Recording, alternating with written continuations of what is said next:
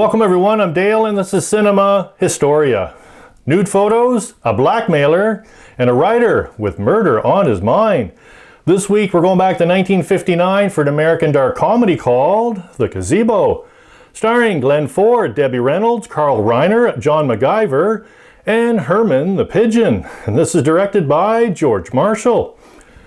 So where does our story begin this week? Well, our story begins with television mystery writer and director Elliot Nash, played by Glenn Ford.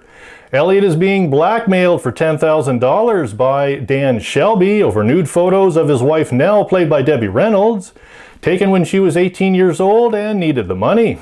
Elliot does not inform Nell of the blackmailer, as she is the star of the Broadway musical Free and Easy, knowing it could harm her career. He obtains advice from his friend, District Attorney Harlow Edison, played by Carl Reiner, who thinks he is helping with a murder mystery plot for one of his television shows. Meanwhile, Elliot, getting advances on his pay, works feverishly to pay off the increasing demands. With the demands now increased to $25,000, Elliot must try to sell his house to raise that kind of money. Nell loves her quaint home, so Elliot begins to sabotage the doors, plumbing, and electrical to get Nell to change her mind. With Elliot still unsure of what to do next, Nell unexpectedly has an 18th century English gazebo delivered, a bargain she obtained at auction. However, a cement foundation still has to be laid. With this new opportunity, Elliot finally decides that murder is the only way out. With the cement foundation being laid on Friday, Elliot calls Shelby to pick up the $25,000 at his house on Thursday night at 10 p.m., while Nell is still at rehearsal. Nell, curious that Elliot has been acting strangely nervous, discovers he has purchased a shovel, hip waders, a drop sheet, and a miner's hat with a nightlight. Nothing curious about that. Early Thursday evening, construction head Sam Thorpe, played by John MacGyver, stops by for one last inspection. Notices a 6-foot hole dug at the one end, a new shovel, the house lights out, and Elliot wearing a miner's hat. So, does Nell get picked up by two thugs on her way home from rehearsal? Is Elliot even more nervous with a gun in his hand? Or does Herman, the pet pigeon, play a major role in our story's outcome? Based on the Broadway smash hit play The Gazebo, written by Australian-born screenwriter, novelist, and playwright Alec Koppel. Released on December 16, 1959, this film received a 1960 nominee Oscar for Best Costume Design, Black and White, for Helen Rose.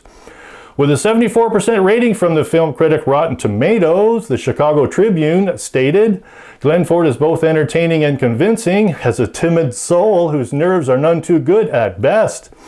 And the Philadelphia Inquirer praised the film as a whooped-up, spiced-up screen version of Alec Koppel's murder comedy. And I would totally agree with that one. And our trivia question this week. In our film, does a long-distance call come in from someone important to assist a very nervous Elliot? In our film, does a long-distance call come in from someone important to assist a very nervous Elliot? So a little more history and the answer to our trivia question coming up next.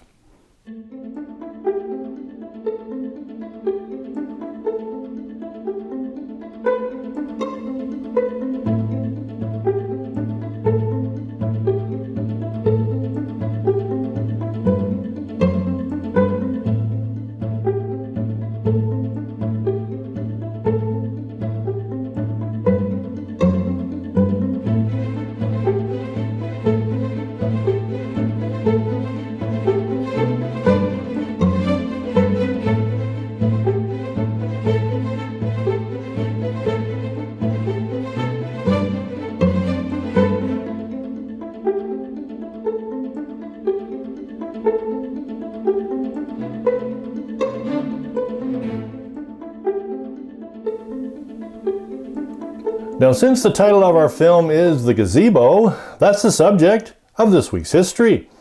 So, a gazebo is a freestanding structure with a roof, often in the form of a cupola, and walls that are open on all sides, traditionally built on a height or on a site that provides an attractive view.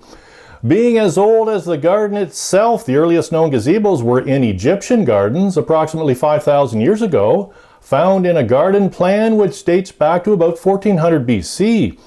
Archaeologists have speculated that freestanding enclosures may date back to 2600 BC or farther.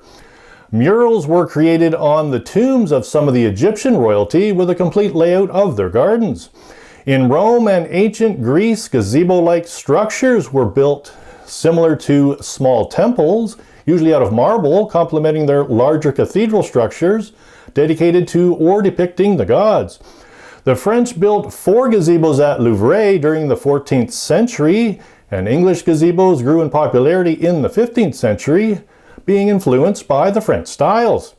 The word gazebo first appeared in England in about 1752. It is believed to be a combination of the English word gaze with the Latin suffix ebo, which means I shall. Thus, gazebo means I shall gaze. George Washington had a small 8-sided garden structure at Mount Vernon, and Thomas Jefferson wrote about gazebos, then called summer houses or pavilions. Gazebos did not gain popularity, however, in America until the mid-1800s, when the new middle class began to be more prosperous. The gazebo fell slightly out of favor around the turn of the century as people began building houses with grand porches. In about 1930, the gazebo began making a return, becoming somewhat of a status symbol and a pleasant place of retreat from the household. In the 1940s, patios came into fashion and edged out gazebos for a while, but sometime during the 1980s, the gazebo came back with a vengeance.